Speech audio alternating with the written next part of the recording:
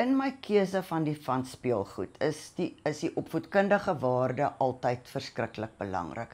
Ek is nie blind daarvoor dat daar modegiere is nie. En daarom sal ek tussenin soms byvoorbeeld 'n pen met 'n meerminstert opsit, want meermin is nou hoogmode, of 'n fietjie, of 'n Kersvader.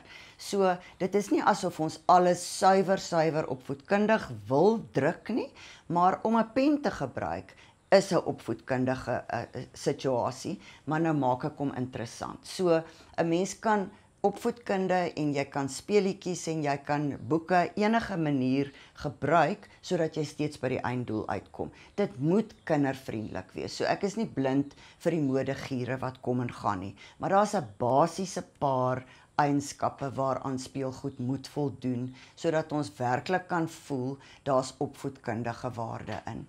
En ek probeer om elke speelding wat ek bestudeer eers deur te kyk. Elke boek in my winkel is deur my gelees. So ek lees hom self en ek besluit dan op grond daarvan watter vaardighede gaan ons ontwikkel met hierdie.